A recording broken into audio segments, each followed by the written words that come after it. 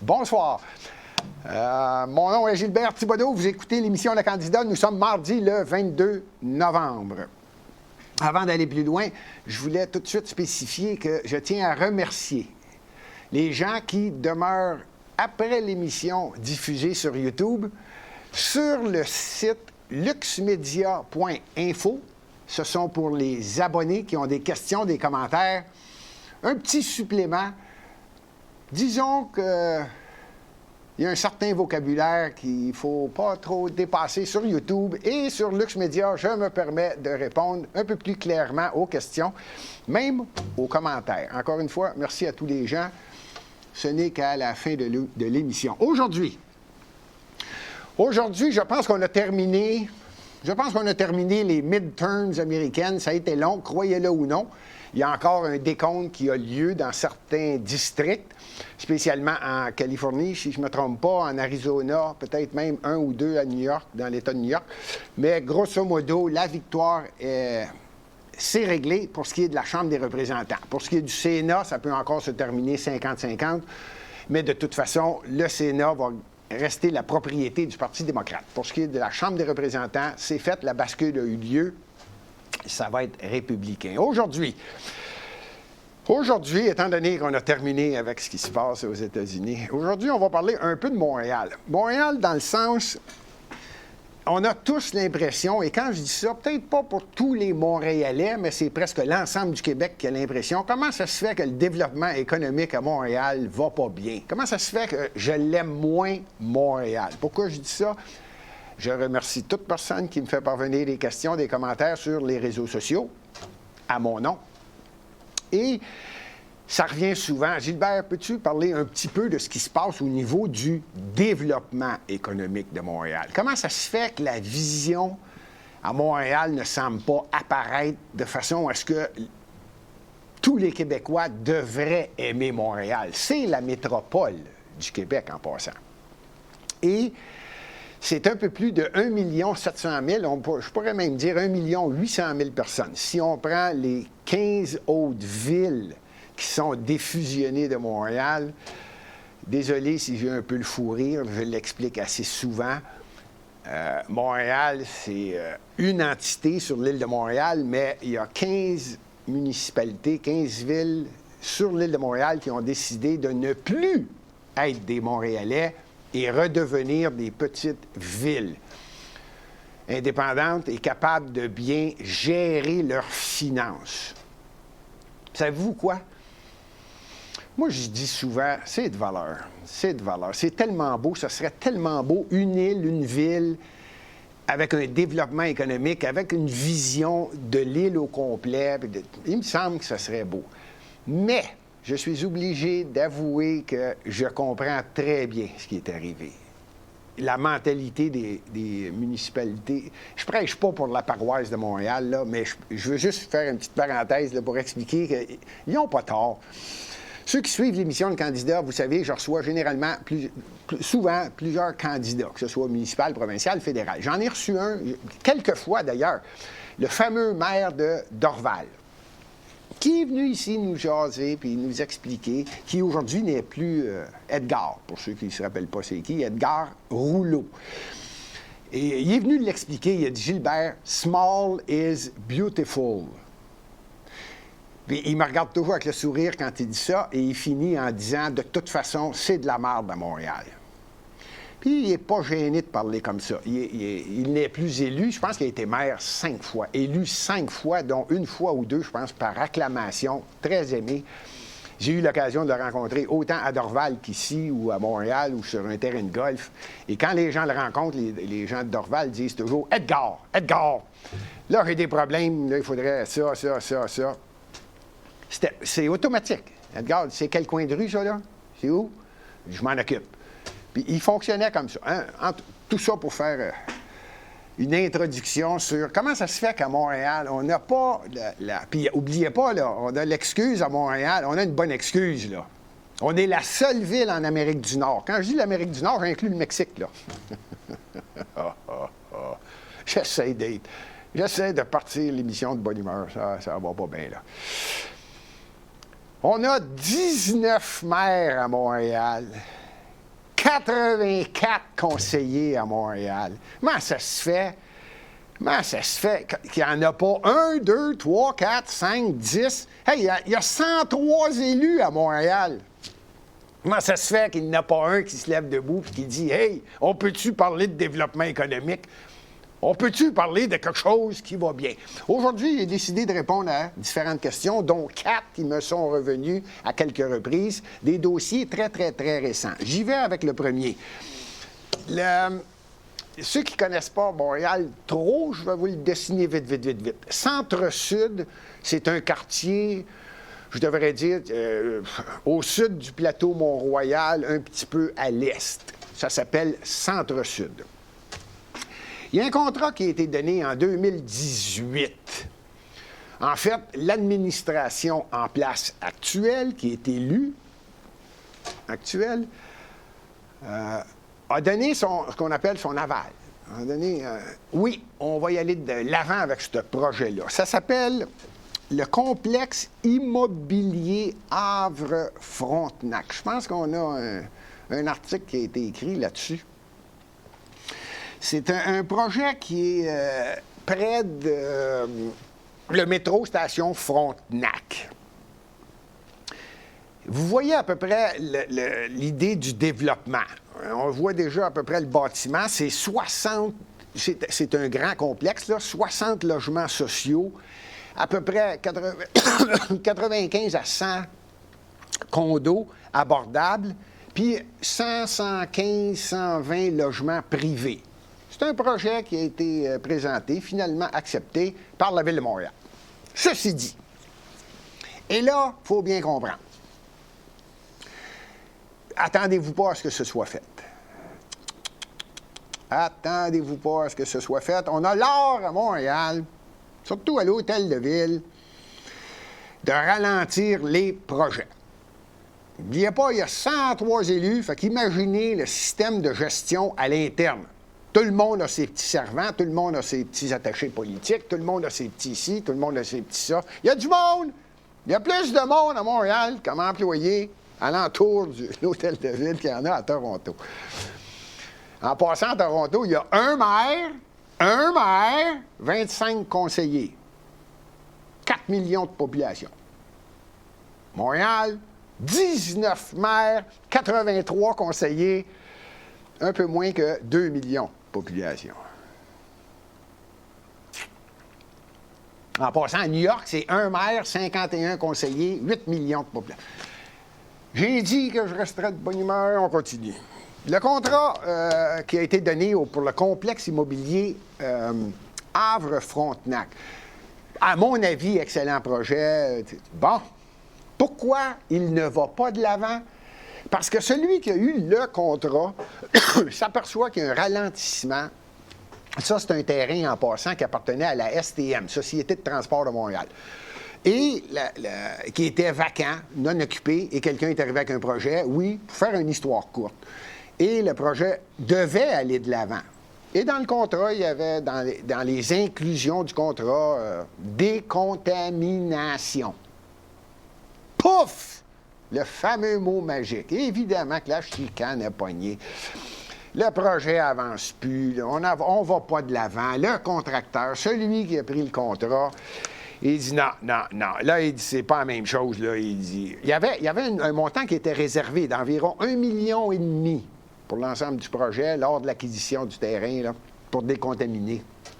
Il semblerait que c'est pas tout à fait ce que ça va coûter. Quelqu'un me faisait déjà la remarque. J'ai dit ben ça coûte cher quand tu dis le mot décontamination. Ouais.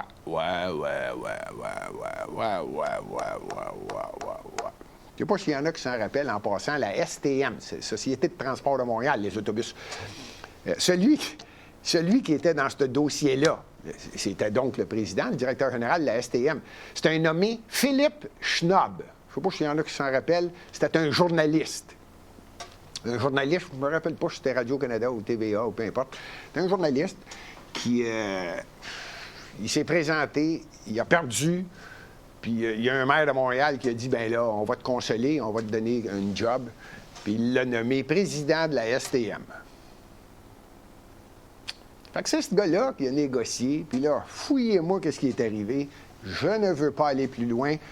C'était pour commencer l'émission de bonne humeur en vous disant que c'était prévu pour 2024. La construction devait commencer en 2019 pour se terminer en 2021. Puis 2024, moi je dis toujours, quand ils disent 2021, mettez un an de plus. Vous comprenez le principe à Montréal, hein?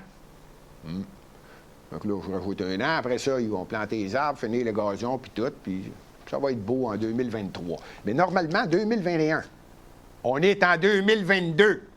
C'est pas réglé, c'est en cours. Le contracteur revient contre la STM, 9 millions de dollars, dont le fameux million et demi, 2 millions pour la décontamination. Puis je pense qu'il y a un 7-8 millions en dommages et intérêts.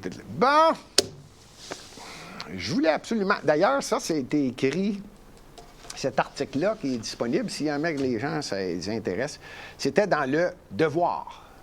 Le journal Le Devoir à Montréal. Bon, commence bien à Montréal, ça commence bien.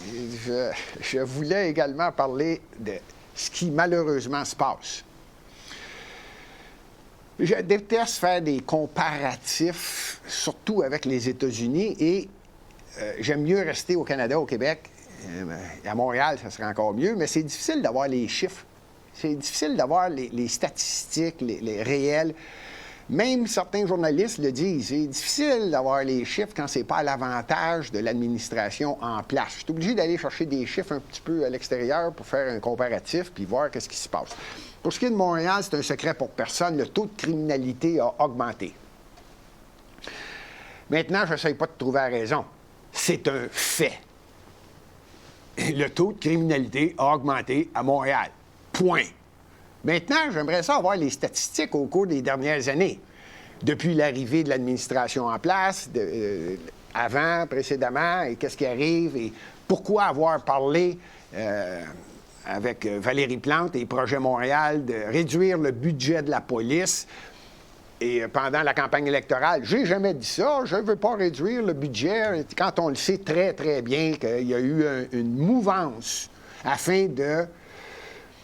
On ne devrait pas être trop sévère, les gens ont le droit de s'exprimer. Puis... Y a-t-il quelque chose que j'ai manqué, moi, là? Les gens ont le droit de s'exprimer. Ben oui. Ah oui, je n'ai pas de trouble avec ça. Moi, les gens ont le droit de s'exprimer. Les gens ont le droit de... Ouais. Sauf qu'à un moment donné, c'est le bordel. On s'en cachera pas. C'est le bordel. Je reviens à la police. La SPVM, Société policier et policière de la Ville de Montréal. SPVM. Ah, le budget, c'est à peu près 750 millions par année. J'appelle ça, moi, le budget global. 750 millions par année, pour être plus précis, 724 millions. 724 en 2022. Le budget de Montréal, en passant, je vais faire une émission spéciale, comme à tous les ans, sur le budget de Montréal, qui arrive toujours vers la fin du mois de novembre. Bien, pour 2022, le budget était de 724 millions. On arrive en fin d'année et le service de la police de Montréal dit on n'est plus là, il nous manque à peu près 2 600 000. Finances précaires à Montréal. Et là, le titre, évidemment, la presse aime ça, faire ça grandiose. Mais en fait, finances précaires, le policier de Montréal dit il nous manque à peu près 2 600 000 pour combler l'ensemble du budget. Où est-ce qu'ils veulent mettre l'argent? Où est-ce que l'argent devrait aller pour 2022, pour tout boucler? Ils donnent deux raisons. Au niveau de la direction des services corporatifs, ça peut être différents produits, items nécessaires au niveau de la direction de la police de Montréal. Et un peu plus que l'autre moitié du 2 600 000, au niveau de la direction des enquêtes criminelles. Ah ben j'ai dit sur 724 millions, 2 600 000, je vois pas pourquoi quelqu'un dirait « wow. » Pourquoi je dis ça? Mais je viens de le dire. Il vient d'avoir une augmentation de criminalité, c'est incroyable. Puis là, j'ai pas l'intention de me pomper, mais hey! Y a-tu quelqu'un qui va finir par parler de fentanyl? Y a-tu quelqu'un qui va finir par parler de on profite des enfants, et je fais attention à mon texte quand je dis ça, c'est des faits, c'est connu. La criminalité augmente à Montréal. C'est pas une coïncidence que je parle de fentanyl. En passant, il meurt par jour aux États-Unis. 300 personnes par jour à cause du fentanyl. Vous allez me faire croire qu'à Montréal, non, il n'y a pas de ça. Personne n'en parle. Puis quand on en parle, c'est avec des gants, puis on ne veut pas aller trop loin sur le sujet. Hey! 2 600 000 sur un budget de 724 millions. Puis là, à l'hôtel de ville, une gang de pingouins commence à dire « Wow! Hey, je vais juste vous faire remarquer une chose. Il n'y a même pas 3 semaines, la mairesse de Montréal a déclaré « On va mettre 250 millions de dollars pour des pistes cyclables. »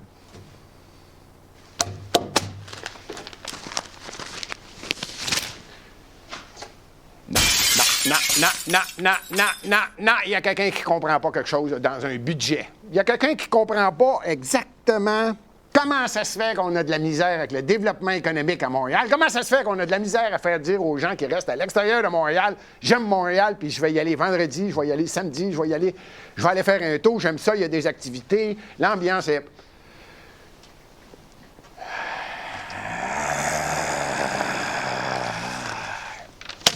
En passant, concernant ce dossier-là de la SPVM, de la misère à faire parler à la mairesse de Montréal, hein? C'est drôle, là, on n'a pas trop de journal. Le journal Le Devoir, là.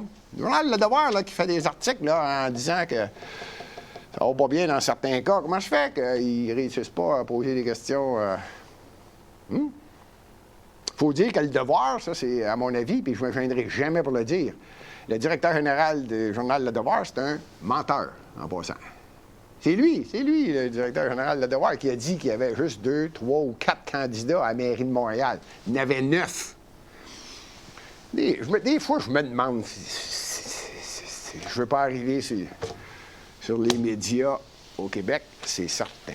Bon, je viens de parler, là, de 2 600 000, hein, sur un budget de 724 millions. Ça, c'est les taxes qui font l'ensemble du budget de la Ville de Montréal, qui frise à peu près 7 milliards de dollars.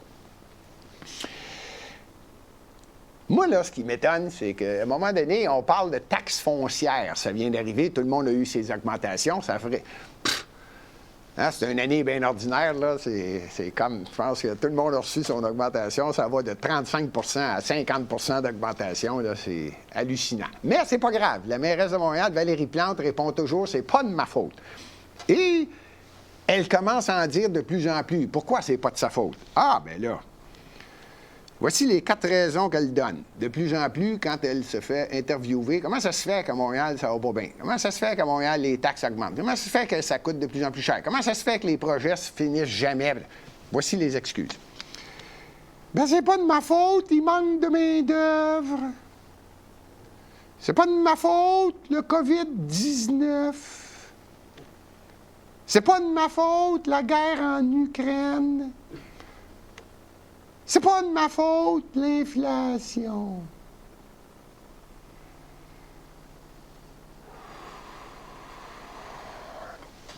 Et c'est dans tous les médias, et c'est les réponses qu'on est habitué d'entendre. Ce n'est jamais de la faute de la Ville de Montréal.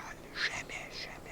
C'est toujours la faute qui vient de Québec ou une de ces 4 choses-là qui reviennent de plus en plus. Ceci dit, je viens de parler des taxes foncières. Il y a quelque chose qui vient de sortir, c'est le dépassement des coûts. Je ne sais pas s'il y en a qui ont déjà joué au Monopoly. Hein, c'est vous ça, le Monopoly? Ça, c'est de l'argent que tu n'as pas vraiment, puis quand le jeu est fermé, tu fermes le jeu, et c'est fini. À Montréal, c'est quasiment ça. On a à Montréal l'administration. La personne qui est à l'écran, c'est Dominique Olivier. Elle est en charge, c'est la directrice, le comité exécutif, la finance, c'est elle. Et des fois, je me demande, coudonc, y a-tu quelqu'un à Montréal qui est capable de gérer correctement, qui est juste capable de dire, en un mot, la vérité. ou tout simplement de faire une planification des travaux. Je répète, il y a 19 maires à Montréal, 84 conseillers, puis une maudite équipe. N'oubliez pas que la mairesse de Montréal, lors de l'année de l'élection en 2021 qui vient d'avoir lieu à Montréal, a engagé alentour de 1245 nouveaux employés alentour d'elle pour améliorer les services. J'ai déjà fait d'une émission, puis je vais leur faire quand ils vont déposer le budget. Je vous le jure, c'en est hallucinant. Il y a un nouveau comité qui fait en sorte que les 19 arrondissements puissent communiquer entre eux autres correctement. Il y a un comité qui s'occupe de ça.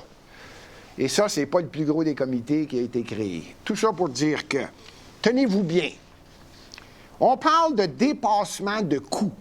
Le budget de Montréal, là, je répète, grosso modo, là, le budget ne sera pas long. Il va être à l'entour de 7 milliards de dollars. À peu près. Là, il y a des projets, qu'on appelle ça des grands projets à Montréal. Quand je dis grands projets, ça veut dire qu'il n'y a pas un Montréalais, ou presque, qui n'est pas au courant, ou qui ne l'a pas vu, ou qui n'en a pas entendu parler. C'est des grands projets. Exemple. L'Hôtel de Ville de Montréal. Ceux qui passent quelquefois dans le Vieux-Montréal, en face de la plage Jacques-Cartier, tellement beau. Oh, si tu te mets devant l'Hôtel de Ville, là, puis tu regardes par en bas dans la petite côte à la plage Jacques-Cartier, puis tu regardes à gauche, tu vois le marché Bon Secours. Tout le monde sait de quoi je parle. Bon, bien, quand tu te retournes de bord, l'Hôtel de Ville est en rénovation. 66 millions de dollars plus tard, c'est pas fini, là. Ça coûte déjà 66 millions de plus pour entretien et maintenance. J'ai parlé d'une émission spéciale sur l'usine d'ozonation à Rivière-des-Prairies. Ça, c'est à Montréal, arrondissement Rivière-des-Prairies. Il devait avoir une usine d'ozonation. Pas nouveau, là. Je pense que c'était à la fin de Gérald Tremblay, là. Après ça, Bourque, Coderre, là, Plante. Et l'ensemble de l'usine d'ozonation, le projet de base frisait 400 millions, puis là, ça a monté 500, 600, 700. Oubliez ça. 350 millions de dollars de plus. On n'a pas encore l'usine d'ozonation. Savez-vous à quoi ça sert une usine d'ozonation? Ça purifie les microbes, les bactéries, avant de rejeter les eaux usées du système de Montréal dans le fleuve Saint-Laurent. C'est nécessaire, ça, Caroline?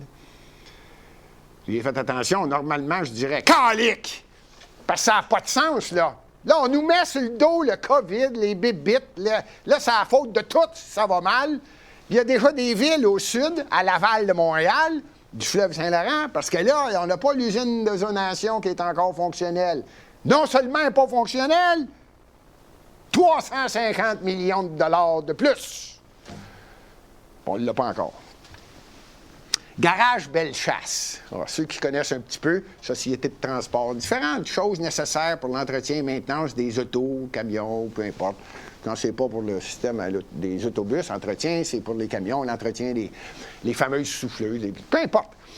Garage Bellechasse, je ne veux pas rentrer dans les détails. 300 millions de dollars de plus que le budget projeté.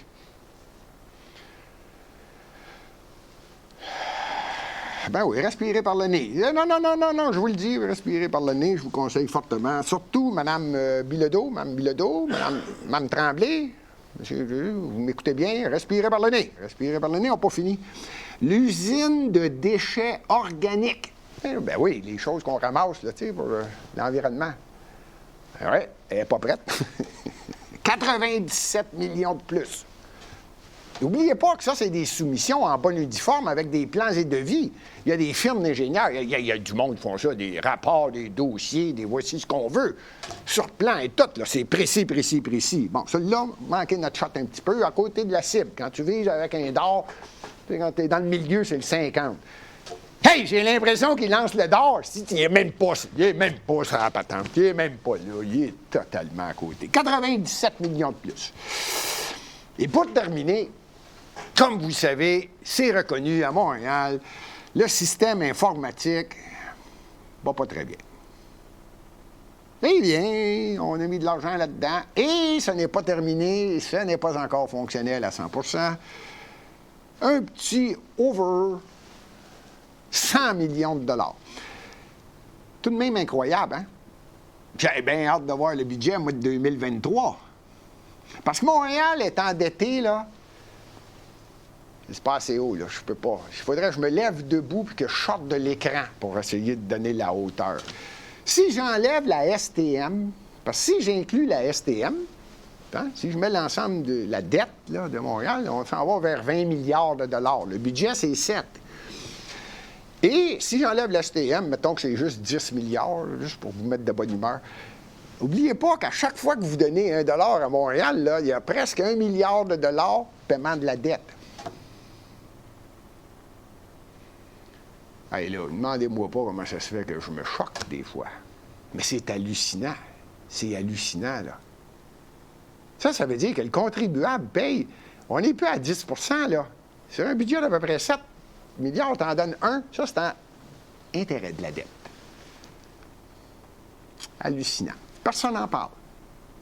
Personne n'en parle, tout le monde est de bonne humeur. J'ai rien contre les pistes cyclables. J'ai rien contre une façon de voir les choses à partir du moment où tu es capable de te concentrer sur l'ensemble de la population et de dire, je vais essayer de satisfaire l'ensemble de la population. Essayer d'aller chercher le maximum d'appui. Là, on a fermé la marina de la Chine. Ça, c'est l'arrondissement de la Chine. La plus grande, la plus ancienne marina au Canada. La Chine, 500, je pense que c'est 500 ou 550 places de bateaux. Fermé. Fermé, on ne veut plus de moteurs, on ne veut plus de bateaux, on ne veut pas de monde riche, on ne veut pas de monde qui ont du plaisir sur leur bateau, qui amène de la visite puis qui mange sur le bateau. Coudon, ils achètent leur bouffe dans les épiceries pas loin. Non, il y a des moteurs. On a fermé ça. Cette marina-là est juste à côté d'un des plus beaux parcs, le parc René-Lévesque à Montréal. Hallucinant, hallucinant. J'en étais pas là. J'en étais à ces taxes foncières qu'on est en train de péter les budgets, puis on se pose des questions. Comment ça se fait qu'ils montent les taxes? C'est pas grave! Moi, vous le dire. Moi, c'est quoi? C'est à cause de quoi? Le manque de main-d'œuvre, le COVID-19, la guerre en Ukraine et l'inflation. C'est pour ça qu'il y a 1 milliard de dollars de retard dans les projets à Montréal. Et que les taxes augmentent. Bon! J'achève la mission et je répète pour tous ceux qui veulent suivre l'émission, on va la continuer quelques minutes après l'émission sur YouTube. Pour les gens qui sont abonnés à luxmedia.info, luxmedia.info, tous les abonnés, il va y avoir une période de questions, commentaires. On va peut-être rire un peu plus et le vocabulaire va être plus coloré. Je termine avec quelque chose qui fait en sorte que vous allez tous être de bonne humeur. Il y a des choses, j'ai dit au début de l'émission, il y a des choses que je me dis, une chance peut-être qu'il y a des villes qui se sont défusionnées de Montréal. Il y a un gros projet que j'ai défendu, moi. C'est à l'entour de 2017, de 16-17. C'était pas mal d'un cahier, puis ça s'en venait. La compagnie qui avait le projet en tête, c'est Carbon Léo. On va mettre une vidéo, pas tout de suite, mais on va mettre une petite vidéo. Je veux juste vous donner une idée. Puis après ça, on va mettre une petite vidéo. Puis pendant la vidéo, je vais vous expliquer c'est quoi ce projet-là. Moi, je l'avais défendu. Grosso modo, le nom du projet, c'est Royal Mount.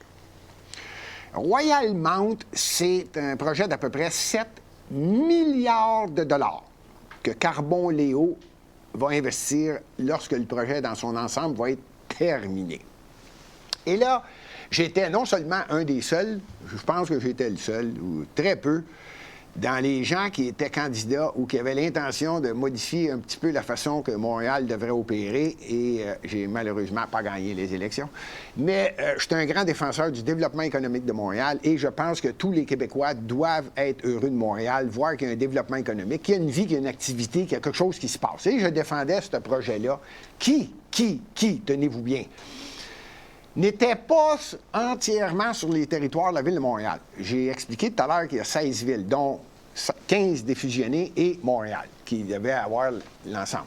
Ceci dit, il y en a une d'entre eux qui s'appelle Ville-Mont-Royal, qui, elle, sur son terrain, a le maximum du terrain que Carbon Léo a pris comme terrain, et à peu près 25 % c'est Montréal. Même avec de cette façon-là, je ne sais pas s'il y en a qui s'en rappellent, le premier mandat de la mairesse actuelle, il y avait une personne très performante dans l'équipe, Luc Ferrandez. Moi, je l'appelais le maire de Montréal, parce que Luc Ferrandez, c'était Luc Ferrandez. C'était un personnage. Et lui, il était non seulement contre, là, lui, il a déjà dit ouvertement, si vous n'êtes pas content, sacrez votre camp. On n'en veut plus d'auto, on va vous écœurer tellement que vous allez sacrer votre camp. On ne veut plus vous avoir à Montréal avec vos autos. Lui, il ne gênait pas, puis il le disait, puis... Si vous voulez que je vous dise, c'est pas la même classe que moi, ce gars-là, mais en tout cas, lui, dans sa tête, c'est la pensée unique, c'est comme ça. Et Valérie Plante est allée dans le même sens. Je pense qu'ils se sont laissés, ils se sont séparés. Luc Ferrandez est parti de son côté, il a laissé Projet Montréal, puis Valérie Plante a continué, mais dans la même façon. Elle se plaignait, puis là, c'est toujours la faute des autres. Elle en a mis une couche de plus. En plus de dire qu'on ne veut pas d'auto et on va vous écœurer, elle, c'est non! Vous ne mettrez pas ça là, c'est la pire chose qui pourrait arriver pour le centre-ville de Montréal. Hey! Sacrifice! Quand tu n'es pas capable de t'occuper de ton centre-ville, qu'il y a quelqu'un qui s'en vient investir 7 milliards de dollars quelque part au nord-ouest, pour ceux qui ne savent pas tout à fait c'est où, c'est boulevard métropolitain, en vous en allant vers l'ouest, du côté ouest de la 15, l'autoroute des Laurentides. Ça vous donne à peu près une idée, là. Je pense que tout le monde commence à voir que ça pousse actuellement. Et donc, en s'en allant vers l'ouest, ça appartient à Ville-Mont-Royal, une partie à Montréal. Et là, la maire de Montréal, pompée à l'extrême, est facile à pomper, elle, de toute façon. Et non, vous allez tuer Montréal, vous allez tuer le centre-ville. Ben oui. T'as pas besoin d'un projet pour tuer Montréal, calique, c'est pas bien dur. Continue de la façon que tu vas là, puis hey. Mais là, j'ai même une opinion personnelle que je vais peut-être rajouter au cours de la prolongation à luxmedia.info après l'émission. Ceci dit, voici le vidéo, et pendant que vous allez regarder la vidéo, je vais vous expliquer à peu près c'est quoi ce projet-là. Le centre commercial Royal-Mount. C'est un quartier, il se considère comme un quartier parce que c'est un énorme développement. Il va coûter à peu près 7 milliards. Faites-vous-en pas, les dépassements de coûts, c'est pas grave, c'est un contracteur et croyez-moi, il n'y aura pas de dépassement de coûts. C'est depuis 2015 à peu près que c'est sur le projet et ils ont commencé à faire les vérifications sur le terrain pour le développement, qui va voir le jour supposément à l'entour de 2024. Il va y avoir 175 magasins. En passant, il va y avoir d'ailleurs certains magasins qu'on entend parler en Europe. Vuitton, puis des différentes firmes très européennes qui vont être installées là. Il va y avoir environ 60 restaurants, des hôtels et environ 3000 unités résidentielles. Évidemment, 3000 unités résidentielles, on parle d'à peu près 6, 7, 8, 9, 10 000 personnes qui vont vivre dans ce quartier-là. Et ils ont pensé à peu près à tout avant de se faire dire un nom continuel. Carbon Léo répondait toujours, quand je dis Carbon Léo, c'est la firme, répondait toujours oui aux différents projets, aux différentes questions qu'on posait. Est-ce qu'on va avoir accès au métro? Oui, le métro de la Savane. On va faire une passerelle pour aller au métro de la Savane. Le métro Namur n'est pas tellement loin, pour ceux qui comprennent à peu près le projet. Et il va y avoir de la verdure? Oui, il va y avoir...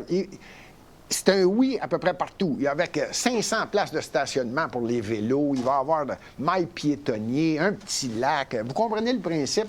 Et quelqu'un me faisait remarquer, Gilbert, ça va exactement dans le genre de projet 2020-2030. Essayer de garder les gens... Hein, oui, non seulement ça, c'est des... Pourquoi la mairesse n'était pas tout à fait d'accord? J'ai oublié de vous dire qu'en dessous des résidences, dans les tours, il va y avoir des stationnements pour les automobiles. Vous l'avez oublié, celle-là. C'est peut-être pour ça. En tout cas, tout ça pour vous dire qu'il est trop tard, le projet va de l'avant parce que Ville-Mont-Royal a donné son appui. Et presque l'ensemble du projet est de ce côté-là, de cette ville, défusionnée de Montréal. Alors, même si la mairesse essayait de faire n'importe quoi, je vais juste dire, il serait peut-être temps de s'occuper du centre-ville de Montréal, ce qu'on appelle le centre-ville, Sainte-Catherine, Peel, Stanley, Bishop. Là, je ne vous nommerai pas là, toutes les rues. Maisonneuve, de René Lévesque, du bord. Non.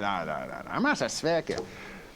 Ce serait peut-être temps qu'on pense à le regaillardir, le mettre en évidence, essayer d'attirer le plus de touristes possible l'été. Je vais mettre une opinion personnelle là-dessus. Quand on fait un défilé du Père Noël, ça serait peut-être bien qu'il soit classique, avec classe. J'irai pas plus loin. Mais on s'en va vers luxmedia.info avec les abonnés, puis on va peut-être avoir une discussion un petit peu plus colorée. Je voulais terminer de bonne humeur. De bonne humeur, parce que ce projet-là de Royal Mount, c'est le projet Royal Mount, devrait voir le jour. Je pense pas qu'il va être final, global et total, mais fonctionnel déjà au cours de l'année 2024. On est en 2022 au mois de novembre.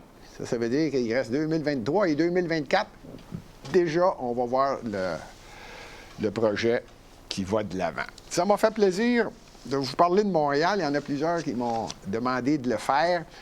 C'est 4 gros projets que des gens voulaient savoir. Je dis, ben, il se passe quoi? C'est 4 points. La semaine prochaine, je reçois de plus en plus de questions. Je dis, ben, ça fait longtemps que tu ne nous as pas parlé de la guerre en Ukraine. Tu arrives en Russie, puis je vais en profiter, faire le tour, un petit peu, faire le tour de Ukraine, Russie. Qui est en arrière de l'Ukraine? Vous comprenez le principe que ici, on fait nos devoirs. On a une gang de techniciens qui me poussent constamment. J'ai dit, ben, trouve des choses. Et je pense qu'on va avoir du plaisir la semaine prochaine avec le dossier de ce qui se passe actuellement. Et vous comprenez que les médias, je ne sais pas pourquoi. Là, je ne veux pas vous donner trop d'indices la semaine prochaine, mais comment ça se fait que les médias ont tout de suite sauté sur l'occasion quand il y a eu des ogives qui ont tombé en Pologne? Paf! Automatique, c'est les Russes! Cachez-vous, ça nous prend des abris nucléaires, c'est commencé! Moi, je comprends pas ça. Avant même d'avoir vérifié quoi que ce soit. Ça va être la semaine... Ah, ça m'a choqué, ça. Ça m'a choqué, c'est vrai, ça m'a choqué. Ça va être la semaine prochaine, ça m'a fait plaisir. Ceux qui veulent demeurer, on s'en va sur luxmedia.info, puis on continue ça pour un bon petit 10, 15, 20 minutes. Salut tout le monde!